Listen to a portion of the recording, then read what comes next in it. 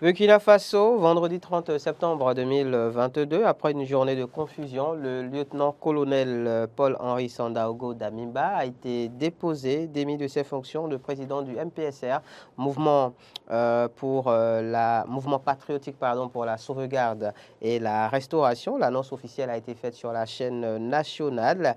Le nouvel homme fort du pays, Ibrahim Traoré, un nouveau coup de force qui intervient 8 mois après celui du 24 janvier 2022. Question qu'on se pose à juste titre. Que se passe-t-il?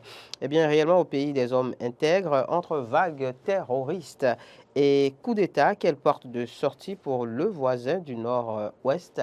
On en parle ce matin au détour de l'actu décalé avec mes deux invités, des habitués de ce plateau, Olivier Michel de Compos et Hamzat Abdoulaye, tous deux consultants et analystes géopolitiques. Bonjour, messieurs. Bonjour. Bonjour. Bienvenue. Merci. Merci. Nouveau coup de force au Burkina Faso après le premier intervenu en début d'année, le 24 janvier notamment. Olivier Michel de Compos, était-ce prévisible? Alors, dans la situation actuelle, il serait quand même assez voilà, difficile de dire que ce n'était pas prévu quand on analyse un peu la situation, ce qu'était la situation politique, mais également sécuritaire dans le pays. C'est vrai que c'était moins prévisible que le précédent, celui de janvier 2022.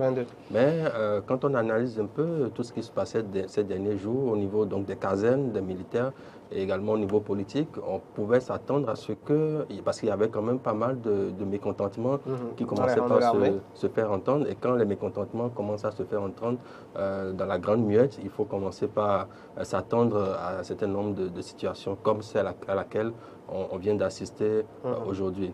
Alors, ce qui est quand même assez intéressant, quand vous fouillez un peu, quand vous faites un retour dans le passé, vous vous rendez compte quand même que ça fait quand même une longue liste de chefs d'État qui n'ont pas pu terminer leur mandat. Quand vous faites un peu le tour, vous vous rendez compte que sur pratiquement 11 chefs d'État, pratiquement aucun, je dis pratiquement parce que le seul qui a terminé son mandat en griffe, parce que ce n'était pas un mandat, c'était de la transition, c'était M. Michel Kafando, et qui lui-même d'ailleurs a eu subi un coup d'État justement du général Diendéré qui aujourd'hui déposé pour 20 ans. Donc c'est pour dire que pratiquement tous les chefs d'État burkinabés qui sont passés n'ont pas pu finir le mandat. Donc je ne sais pas ce qui arrivera au capitaine Traoré aujourd'hui, mais c'est pour dire quand même qu'il y a un profond malaise. Une situation quand même assez préoccupante dans le pays qui mérite quand même que l'on s'épanche pour comprendre véritablement quels sont les éléments qui pourraient être à l'origine de ce genre de situation qui quand même se perpétue. Alors le Burkina Faso, j'ai envie de faire ce jeu de mots, permettez-le. Le nouvel enfant malade de l'Afrique, c'est vrai qu'à une certaine époque, le Dahomey a été traité d'enfant malade de l'Afrique pour ce qui est donc des nombreux coups d'État qui ont été perpétrés. Là, nous sommes en face d'une situation où, au Burkina Faso, en l'espace d'un an, on assiste donc à 2 coups d'État. À en croire Olivier Michel de Compos, c'était plus ou moins prévisible, tenant compte donc du malaise qui se faisait sentir dans le pays à plusieurs niveaux. Justement, les raisons concrètes qui justifient cet état de choses, Hamzat Abdoulaye.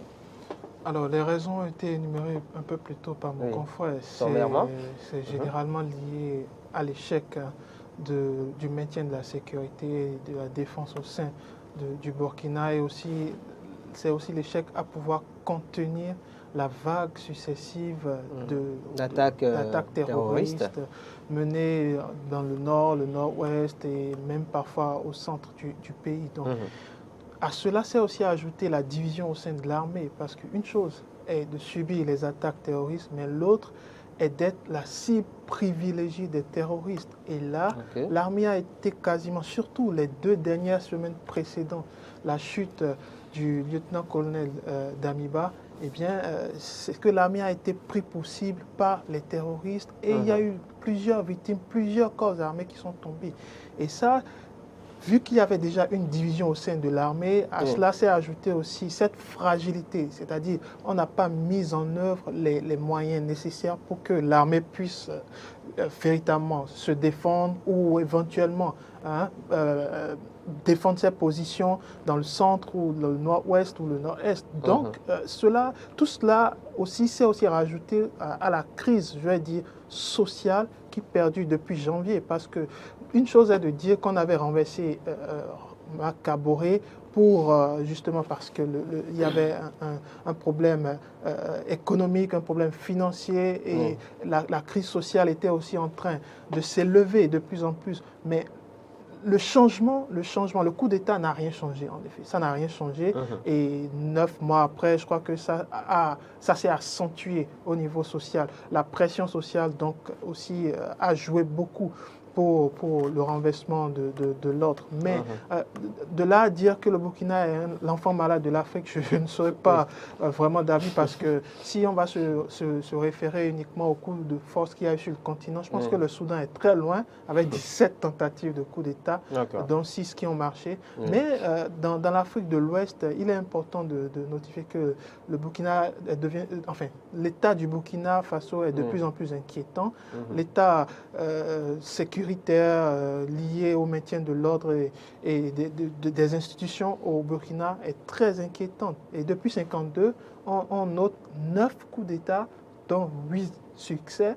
Donc c'est forcément inquiétant pour la suite. Est-ce que cela veut dire aussi que le chemin qui reste à suivre sera un chemin facile? Je ne le pense pas. Parce que celui qui tue par l'épée mourra par l'épée. Celui qui tombe par l'épée a de fortes chances aussi d'assister à celui qui le succède à une chute aussi par l'épée. D'où, moi, ma crainte qu'on se retrouve en fait au sein d'un cercle vicieux, c'est-à-dire les mêmes choses se répètent, mais...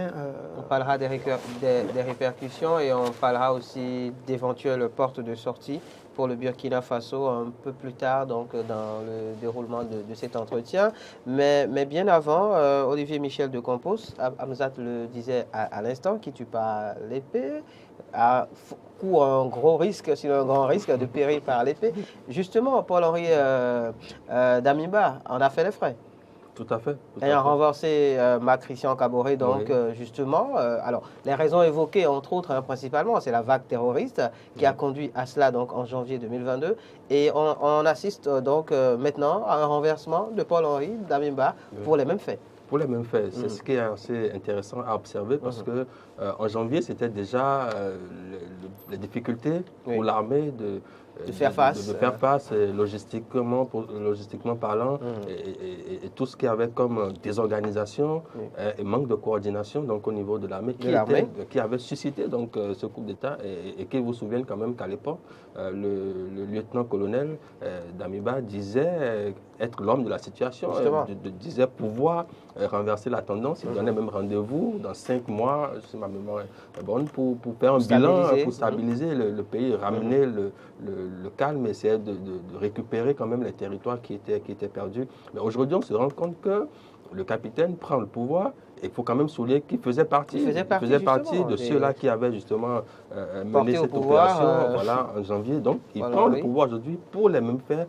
et pratiquement mot pour mot, c'est-à-dire la détérioration constante du climat sécuritaire et qu'il n'y a pas d'avancée. Non seulement il n'y a pas d'avancée, mais comme le disait mon confrère, la situation s'est empirée. Il y a des emprises, il y a des localités qui étaient encore relativement épargnés, mais qui aujourd'hui sont sous le coup, donc le jour des groupes armés terroristes et beaucoup plus de déplacés internes et de réfugiés. Donc il y a toute une situation qui s'est empirée et là où je peut-être pourrais mettre un bémol, peut-être que ça viendra, mais c'est quand même important de l'évoquer, c'est qu'il ne faudrait pas quand même faire une mauvaise analyse de la situation. Il faut dire quand même que la situation telle qu'elle était en janvier, lorsque le lieutenant-colonel Damiba prenait le pouvoir, n'est pas la même que celle qu'elle est aujourd'hui.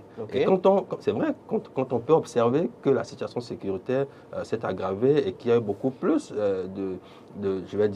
d'avancées du point de vue des djihadistes sur le terrain, mais quand même, il faut noter que l'environnement sécuritaire du Burkina Faso a changé, a beaucoup changé. Entre-temps, il y a la France qui est partie, il y a les difficultés entre la France et le Mali qui ont fait que, même au niveau de la coordination, là, le Mali qui a quitté le G5 Sahel, donc il y a beaucoup de choses qui ont changé entre-temps et qui rendent difficile cette lutte contre le terrorisme. Donc c'est un peu en grippe, je dirais, peut-être comme un faux procès qu'on pourrait faire. En tout cas, si on devait mettre tous les éléments, parce que quand on veut faire une comparaison, il faut comparer deux choses qui sont complètement égales. Donc si on doit comparer la situation telle qu'elle était au moment où le monsieur Christian Kaboré était au pouvoir et au moment où aujourd'hui Paul-Henri quitte le pouvoir, il y a beaucoup de choses qui ont changé et qui sont venues complexifier la situation sécuritaire. Et de la même manière aussi, je le rappelais à l'époque, lorsque les militaires avaient pris comme alibi l'incapacité du président Kaboré à faire face, je rappelais que la situation avait également changé à son niveau entre le moment où il prenait le pouvoir et la situation. Donc, c'est pour dire que c'est une dynamique. C'est une dynamique et ça appelle à ce qu'on appelle en termes militaires de la coordination. Et quand vous avez des armées qui sont, d'une part, désorganisées et secondement, qui manquent de coordination, là, vous avez affaire à de véritables problèmes. Et là, on se rend compte que ça appelle une réponse quand même assez intégrée, assez globale, pas seulement des États en question, ni du Mali isolément pris, ni du Burkina isolément, ou du Niger, ou tout autre État, mais une réponse coordonnée de tous les États de la région pour faire face de la même manière, de façon coordonnée, de façon organisée à ce fléau-là qu'est le terrorisme. Sinon, on se rendra toujours dans des situations où celui qui prend le pouvoir promet de mieux faire, promet de rétablir la situation, mais fera face à un terrain, à un environnement qui sera beaucoup plus dégradé. Peut-être que je disais, on en reviendra avec les conséquences aujourd'hui du retrait de la France, du Mali, les conséquences aujourd'hui de la situation, de la détérioration des relations, parce que vous ne pouvez pas faire la lutte contre le terrorisme sans le Mali, qui est quand même l'épicentre, qui a longtemps été l'épicentre. Donc, quand les terroristes sont chassés d'un terrain, d'une localité, c'est clair qu'ils cherchent à se replier. Donc, il y a toute une dynamique qu'il faut essayer d'observer, d'anticiper pour pouvoir arriver efficacement au bout de cette situation. D'accord. Ce qui est sur le nouvel homme fort, donc, au pays, Ibrahim Traoré, qu'est-ce qu'on sait concrètement de ce jeune capitaine, 34 ans? Alors, tout ce qu'on sait, c'est qu'il a prêté allégeance en janvier. À Paul-Henri Damiba. Exactement. Et qu'aujourd'hui, il incarne une certaine nouveauté, un dynamisme au sein de cette armée. Ibrahim Traoré, qu'on aperçoit d'ailleurs à l'écran, au centre, oui. Non, Ibrahim Traoré n'est pas au centre, il est plutôt à l'extrême, ça fait droite en fait, parce que ça fait gauche ici, mais ça fait droite de l'autre côté. Exactement. Et il est très discret pour l'instant. Il a peut-être fait une seule intervention, une interview, il a livré une interview à vos confrères de RFI. Et sur lui, il n'y a pas grand-chose qui est dévoilé. Et c'est justement dans cette période, ces 48 dernières heures, que les services français et les autorités françaises ont d'ailleurs pris contact avec lui, grâce d'ailleurs au lieutenant-colonel Damiba, pour pouvoir mieux le connaître, pour pouvoir mieux connaître ses plans par rapport à l'avenir. Et selon ses dires, il veut juste assurer une transition. Pas vraiment une transition, mais une transition dans une transition. Puisqu'on est déjà dans la transition. On est déjà dans la transition, mais il assure ne pas vouloir garder cette transition. Il va organiser une sorte de colloque armée, civile, pour qu'on dégage une tête qui va continuer la transition avant la fin de l'année. Donc, il va suivre la transition dans la transition, pour quelques mois, selon ses dires, parce qu'on sait que le pouvoir, ça nous tourne très vite la tête en Afrique, et on ne sait pas ce qui adviendra par la suite. Ce qui est sûr, il faut prendre aussi en compte l'aspect géopolitique autour du Burkina Faso aujourd'hui. Mon confrère l'a rappelé, la France est en perte de vitesse considérable, et vous l'avez vu, le changement de la communication des Français a littéralement changé comparé à il y a quelques semaines. vous avez tout de suite vu le démenti formel du ministère des Affaires étrangères, le démenti des autorités françaises. Soutien à Paul-Henri Damiba. Exactement, ce qui n'est pas forcément vrai. Mais on sent le changement de la géopolitique autour du Burkina Faso, surtout dans la région du Sahel. Les populations, je pense que c'est ce qui est, les populations critiquent de plus en plus cette France qui s'implique davantage dans la gestion des États. Maintenant, il y a aussi d'autres choses à prendre en considération. Est-ce que le Burkina n'est pas un État failli dans la mesure où... Parce que l'État failli, c'est vrai, l'État failli, il faut remplir deux conditions. Premièrement, il faut être en cessation de paiement, ne pas être en mesure de pouvoir tenir ses engagements financiers vis-à-vis des institutions et vis-à-vis des fonctionnaires à l'intérieur. L'autre chose est de pouvoir tenir bien haute les prérogatives régaliennes. Et je pense que les prérogatives régaliennes, notamment la sécurité et la défense, sont un peu atteintes. Mais on ne peut pas dire sur cette base que le Burkina est complètement failli. Mais le capitaine aura fort à faire, exactement, il aura fort à faire dans la mesure où on va, ce sera un peu comme un serpent qui se mord la queue à chaque fois, puisque les mêmes problèmes n'ont pas été réglés durant ces 9 mois, et prendre la tête d'un État presque failli ne va pas régler le problème. L'autre chose aussi, c'est que la CEDEAO aussi, avec ses exigences en place, ça va être compliqué parce qu'on a perdu 9 mois. Moi, j'appelle ça une perte de temps. 9 mois de perte de temps pour retourner encore dans un cycle d'un coup d'État qui va tout remettre à zéro et ralentir les Burkinabés sur le plan de l'évolution économique, sécuritaire aussi d'ailleurs, on en parle. Et ça, c'est critique pour l'évolution. Parlons du peuple burkinabé. Disons, à l'orée du premier coup d'État intervenu donc en début d'année, le 24 janvier notamment, le peuple avait été quand même d'un grand soutien à la junte, au pouvoir, ce même peuple qui aujourd'hui semble être d'un grand soutien donc à la manœuvre en cours avec le capitaine Ibrahim Traoré. Comment comprendre?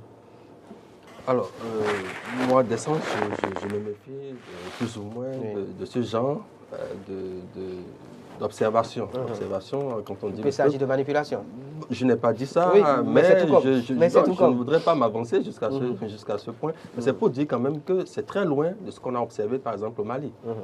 C'est très loin de ce qu'on a vu au Mali en 2018, qui a porté justement le colonel Assimi Goïta au pouvoir, et ce qu'on a vu dans la suite. Donc, on est très loin de cette dynamique-là.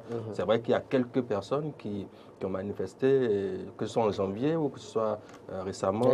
Leur soutien. Donc, je ne voudrais pas quand même prendre ça comme un baromètre de soutien populaire à ce qui est en train de se passer, puisque les gens, quand on entend un peu les Burkinabés, quand les contacts que nous avons au Burkina nous parlent, les gens sont un peu plus, on va dire, dans l'expectative, d'attendre de voir ce que ça va donner, plutôt que de soutenir directement ce qui est en train de se passer. Il y a quand même de plus en plus de lassitude par rapport à cette situation. Mais je voudrais, si vous le permettez, revenir quand même sur un détail, un détail quand même assez important. C'est quand même un capitaine qui défait un lieutenant-colonel. Alors, ça en dit long quand même sur ce qui est en train de se passer. Et peut-être ça fera le pont pour répondre également à votre question sur l'état d'esprit ou sur le ressentiment de la population. Alors, il faut quand même voir un élément assez intéressant, parce que lorsque vous avez, dans la hiérarchie militaire, vous avez les officiers, les sous-officiers, on va rester à ce niveau-là. Donc, vous avez quand même un sous-officier, les sous-officiers ou les officiers subalternes, pour le cas qui nous concerne, avec le capitaine qui est un officier subalterne. Donc, c'est pour dire que ces gens ont plus d'assises, plus de base au niveau de la population. C'est-à-dire au niveau d'abord des autres corps, des troupes, qui sont plus en contact avec la troupe, et donc la population. Ce qui n'est pas toujours le cas des hauts gradés, et encore plus lorsqu'on devient président de la République. Donc, lorsqu'aujourd'hui on se rend compte de ce qui est en train de se passer, on voit qu'à un moment donné, le lieutenant-colonel Damiba avait déjà perdu l'armée. Concrètement, c'est ce que ça veut dire. Parce que lorsque vous êtes dans cette situation pareille, où un capitaine en vient à vous faire un coup d'État, c'est que vous n'avez plus du tout le contrôle sur l'armée. Ça, c'est évident, c'est clair. Et c'est compréhensible parce que généralement, les officiers, lorsqu'ils sont peut-être au haut niveau, c'est très difficile pour eux d'avoir le contact direct avec la troupe, avec également la base et tout ça. Donc, c'est pour dire quand même qu'il y a... Et quand le capitaine Traoré, lorsqu'il a fait sa déclaration, il disait justement que ça grognait déjà depuis bien longtemps au niveau de la troupe. Et qu'il aurait même essayé par plusieurs fois de calmer les tensions et même de porter les revendications et de proposer même des solutions au haut niveau qui n'auraient pas été donc entendues, selon ce qu'il dit. Donc c'est pour dire que c'est assez intéressant et paradoxal en même temps de voir que les dirigeants ne tiennent pas forcément peut-être toujours compte de la base. Parce que le pouvoir, pour maintenir son pouvoir, il faut quand même s'assurer d'avoir une base assez solide pour être en mesure de pouvoir se légitimer d'une certaine manière. Et quand vous observez un peu ce qui s'est passé, il n'y a quasiment pas eu de résistance. C'est vrai qu'à un moment donné, le lieutenant-colonel avait tenté de résister, en tout cas de s'opposer, mais très vite, il s'est rendu compte que l'équilibre des forces n'était pas forcément en sa faveur et il a dû donc se résoudre à l'évidence qu'il avait déjà perdu son armée, ce qui est quand même assez grave pour déjà un militaire de se rendre compte qu'il n'a pas su quand même à un moment donné comprendre les exigences qui étaient celles donc, de sa troupe. Donc, ce qui amène à dire donc, que la population, qui moi je considère toujours l'armée comme une sorte de reflet de la population. Parce que dans l'armée, il y a quand même des couches représentatives d'à peu près toutes les couches de la société. Donc, c'est pour dire que quand on en vient à ce stade-là, on se rend compte que la population est quand même assez fatiguée, assez lasse de tout ce qui se passe et veut que les dirigeants puissent prendre des mesures concrètes pour les sortir de cette situation de sécurité quand même assez dramatique. D'accord. Justement, comment sortir de cette situation dramatique? La CEDEAO, comme d'habitude, a manifesté son mécontentement, sa désapprobation. D'ailleurs, une mission est censée être dans le pays tôt ce matin, doit y être d'ailleurs déjà, puisque la descente est prévue pour 8 heures. Quelles sont les institutions pourraient-elles réserver donc au MPSR, sachant qu'au détour donc, du premier coup déjà, le pays a été exclu des instances de la communauté et qu'on en était déjà, on avait déjà trouvé plus ou moins un accord. Quel sort pourrait être réservé donc au Burkina par la CEDEAO? Je pense que cette situation au Burkina Faso déstabilise un tout petit peu le mécanisme de la CEDEAO habituellement qui fait dans la réaction tout de suite quand ce genre de choses se passe. Mais vous aurez le temps de le constater. C'est entre le 30 et le 2 septembre, il y a eu 3 communiqués de la même CEDEAO sur la même situation. C'est vrai, la situation a été évolutive en fonction des mouvements et des réactions des militaires et surtout de la fameuse signature de démission.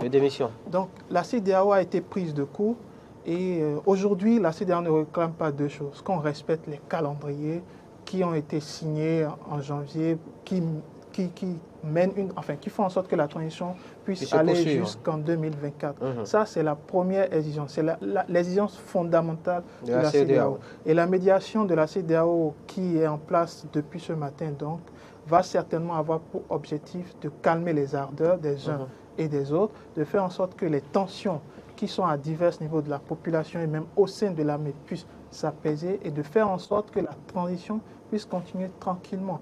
La question est de savoir si cette méthodologie ou si cette tactique de la CEDEAO va aboutir, parce que si on a constaté un coup d'État il y a quelques jours, donc le vendredi, c'est que quelque part la CEDEAO aussi a participé à une faillite de ce maintien de l'ordre démocratique à travers les sanctions. Les sanctions, on l'a vu, le constater, ça ne résout absolument rien du tout.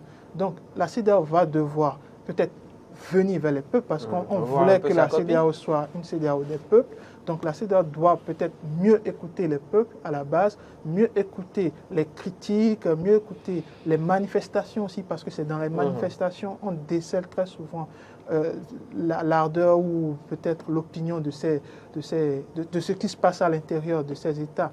Et l'avenir nous dira certainement comment ça va se passer. Pour l'instant, je pense que Ibrahima Traoré est en train de jouer aussi avec le jeu du pouvoir parce que les exigences du lieutenant-colonel Damiba en 7 points, enfin, on ne peut pas lui dire non pour l'instant. Donc il faut jouer le jeu du pouvoir, maintenir un certain ordre et faire en sorte que le calme puisse revenir. Mais ma crainte surtout, c'est par rapport à la France et aux intérêts français dans la sous-région. Là, ça ne concerne plus le Burkina Faso. Et plus le temps passe, et plus on se rend compte que la France chute de plus en plus dans les opinions.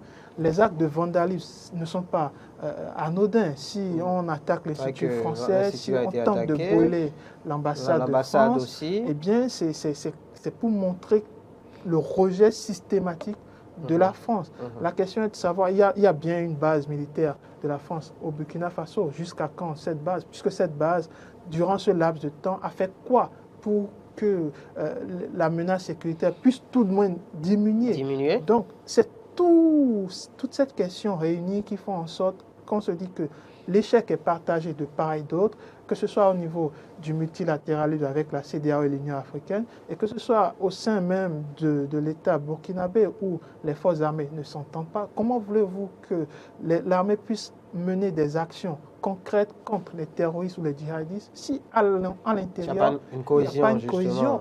Qui me dit que dans 2 ou 3 mois, les mêmes choses ne vont pas se répéter et la CEDEAO sera malheureusement spectatrice. Justement, c'est là toute l'interrogation aujourd'hui. Quelle porte de sortie pour le Burkina Faso face à cette vague? Alors, face à ces 2 vagues, j'ai envie de dire, à la fois la vague terroriste et celle donc, des coups d'État.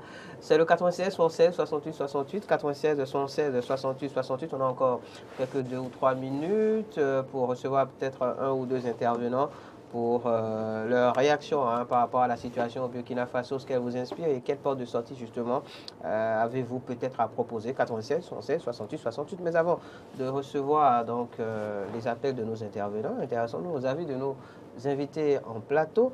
Quelle porte de sortie finalement, Olivier Michel de Campos, face à ces 2 vagues, j'ai envie de dire? On a déjà quelqu'un? Si oui, on le reçoit alors. Bonjour, bienvenue. Bonjour. Merci de vous présenter.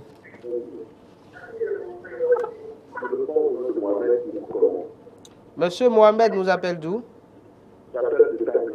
De Tanguieta, on vous écoute. D'accord, donc vous êtes prêt en fait, vous êtes proche du Burkina. Je pense que si nous passons depuis l'Europe camerounaise, et Ibrahim aujourd'hui, c'est qu'on a bonne confiance, bonne mémoire, on doit savoir que le Burkina est vers la liberté. La liberté. La liberté parce que le Burkina, près de 2 millions de Burkina sont aujourd'hui en exil. Ils ont quitté le pays à cause de l'insécurité. Donc, moi, j'étais la voie de problème, il n'y avait pas de problème. Mais depuis que cette loi est venue, il n'y a plus d'accès. Cette loi, elle est animée, personne ne prend la main. Et ça, c'est en plus. Rappelez-vous que Salima est un élève de l'école militaire française. Oui. Il a été envoyé à la France et ils ont fait un faux coup d'État en son temps. D'accord, selon vous. Maintenant, il reste l'autre. Après le village de Djibo, la personne de l'État, à Djibo, il y a 150 camions chargés qui ont été brûlés par les ennemis. Où Salima a mis la coulée de la comme un enfant. Voir son peuple qui est en train de souffrir, il est incapable de rien. Et là, il a passé la mer extrêmement à l'exercition comme le capitaine de la mer. D'accord, donc. Il n'est pas sous le contrôle de la France, permet à Burkina de vraiment être en tête. Les gens sont en train de prendre le drapeau de l'Union soviétique pour dire à l'Union soviétique de venir les sauver, la Russie de venir les sauver du moyen. Oui. Ça veut dire que la vérité n'est pas Mali et un film va venir la vérité. Parce que la frontière des pays aujourd'hui qui est notre famille. D'accord, selon vous. Et ils font ce qu'ils veulent. Ils se prennent au minerai, ils voient au minerai, d'abord pour les confiance, et aussi c'est notre chef, et ils ne veulent pas nous laisser la paix de la vie. D'accord. Monsieur Mohamed, donc c'est un coup de force que vous comprenez pour résumer vos propos, Monsieur Mohamed. Non, on n'ira pas jusque-là. Merci beaucoup pour l'appel. D'accord, merci beaucoup pour l'appel et le témoignage, en tout cas. Monsieur Mohamed, bonne suite de journée à vous. Vous nous appeliez de Tanguy-Eta à l'instant. Donc, Monsieur Mohamed qui donnait son avis par rapport à la situation, étant donné qu'il est à Tanguy-Eta, qu'il vit plus ou moins. Il est très proche donc, de la frontière burkinabé. Bonjour. Bonjour, monsieur Anissé. Monsieur Michel Anissé de Lokossa, on vous écoute. Lokossa. Oui. C'est pour le soutien. D'accord. C'est pour le soutien. Le soutien à qui? Oui. À Ibrahim Traoré et à sa troupe?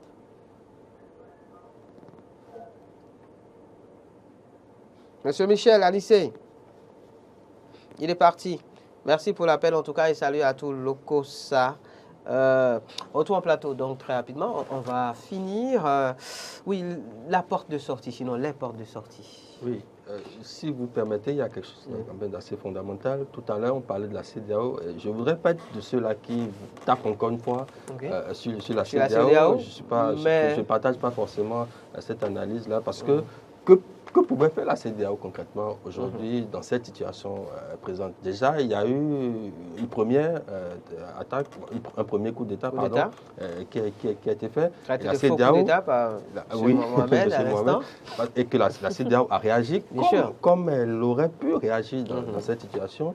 Et on est arrivé à une entente, donc à un chronogramme qui est sorti et tout était donc normalement lancé pour que dans 2 ans, tout s'arrête et puis qu'on revienne à un ordre constitutionnel civil. Alors donc aujourd'hui, la CEDEAO, je dis toujours, la CEDEAO n'a que le pouvoir que veulent bien lui conférer les États. La CEDEAO ne peut pas se substituer à un État, rentrer dans un État et puis dire non, vous faites comme ci, vous faites comme ça. Parce qu'aujourd'hui, que disent les militaires? La situation sécuritaire elle se détériore, il n'y a pas d'avancée, il n'y a pas de résultat. Donc on fait un coup d'État. Alors que doit faire la CEDEAO? Est-ce que la CEDEAO doit devenir un gendarme pour venir à l'intérieur des terres, commencer par réguler, commencer par faire la police, l'ordre constitutionnel? Je ne pense pas. Par contre.